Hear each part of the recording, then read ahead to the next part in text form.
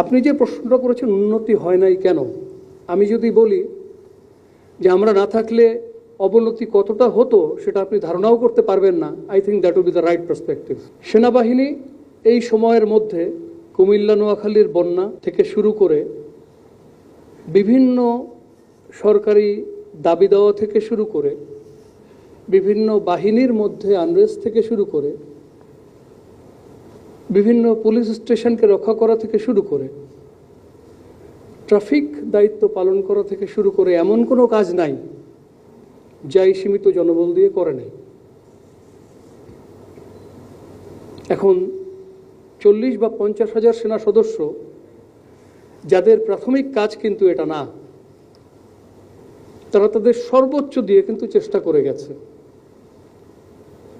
এখন আপনি যে প্রশ্নটা করেছেন উন্নতি হয় নাই কেন, আমি যদি বলি যে আমরা না থাকলে অবনতি কতটা হতো সেটা আপনি ধারণাও করতে পারবেন না। I think that will be the right perspective to look at things. I hope I have answered your question. দ্বিতীয় প্রশ্ন করেন। আরেকটা বিষয় হচ্ছে যে আমরা দেখছি যে আগামীকাল থেকে এক্সটার্নাল অ্যাফেয়ার্স রিলেটেড যে ইন্ডিয়ার নর্থ ইস্ট এরিয়াতে বাংলাদেশ বর্ডারের মধ্যেও পড়ে, Indian air force extensive combat training ও এক্সারসাইজে যাচ্ছে। তো আমরা অ্যাওয়ার কিনা এই বিষয়টাতে, এবং আমাদের সিভিলিয়ানদেরকে এই বিষয়টা কোনো জানানোর সেরকম পরিস্থিতি বা প্রেক্ষাপট আছে কিনা? Thank you. ধন্যবাদ। আমি মনে করি এটা নিয়ে আমাদের চিন্তার কোনো কারণ নাই। সামরিক এক্সারসাইজ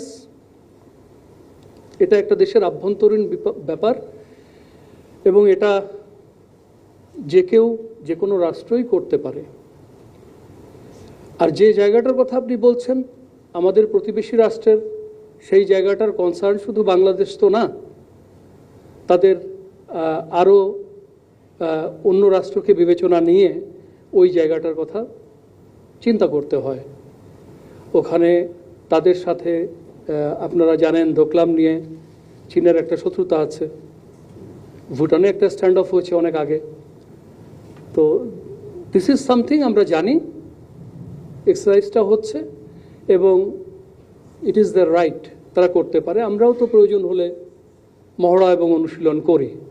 তো বিষয়টাকে আমার মনে হয় সেভাবে দেখলেই ভালো। স্পেস ট্রেন থেকে বিপুল পরিমাণে অস্ত্র এবং গোলাবারুদ উদ্ধার করেছে, এবং যেগুলি এসেছে সীমান্তের ওপার থেকে। এবং এর পাশাপাশি সিলেট এবং সুনামগঞ্জে বিজিবি বিপুল পরিমাণে প্লাস্টিক যে এক্সপ্লোসিভ আছে, ডেটোনেটর, এগুলি উদ্ধার করেছে, এবং এটারও দিক ছিল রাজধানী কেন্দ্রিক। এর পাশাপাশি আমাদের পার্বত্য চট্টগ্রাম এলাকাতে সম্প্রতি যে একটু অস্থিতিশীল অবস্থা যে বিরাজ করছিল, সেখান থেকে বাংলাদেশ সেনাবাহিনী রাঙামাটি, খাগড়াছড়ি এবং বান্দরবন থেকে বিপুল পরিমাণে অস্ত্র উদ্ধার করেছে। তো সামনে যে একটি নির্বাচন আসছে, এবং বলা হচ্ছে যে এই অস্ত্র বাহিরের দেশ থেকে যখন আসছে নির্বাচনকে বানচাল করার চেষ্টা করা হচ্ছে। তো এ ধরনের নাশকতামূলক কর্মকাণ্ড হতে পারে কি পারে না সেটি প্রশ্ন নয়, প্রশ্নটি হচ্ছে বাংলাদেশ সেনাবাহিনী এ ব্যাপারে কতখানি পদক্ষেপ গ্রহণ করছে। ধন্যবাদ। মানে কুকি চীন আপাতত একটু লো এবে চলছে। সো পার্বত্য চট্টগ্রামের বর্ডার থেকে অস্ত্র আসলে সেটা ঢাকামুখী, এই বিষয়টা প্রশ্নবিদ্ধ। মাইন হলে সেটা একটা স্ট্যাটিক ওয়েপন সিস্টেম, ওটাকে ডিনাই করার জন্য ব্যবহার করা হয়েছে। বাট অন্য যে জায়গাগুলির কথা আপনি বলেছেন, যেখান থেকে ঢাকামুখী অস্ত্রের চালান ধরা পড়েছে, এটা অবশ্যই আমাদেরকে কনসার্ন করা উচিত। আমরা অবশ্যই এটা নিয়ে চিন্তিত। But at the same time এই যে ধরা পড়েছে এটাও তো একটা সাফল্য। সো আমরা আমাদের অভিযান জোরদার করব, আমরা আমাদের নজরদারি আরও বাড়াবো, এবং আমরাই তো রাষ্ট্রের একমাত্র সংস্থা না, আমি নিশ্চিত অন্যরাও একই কাজ করবে।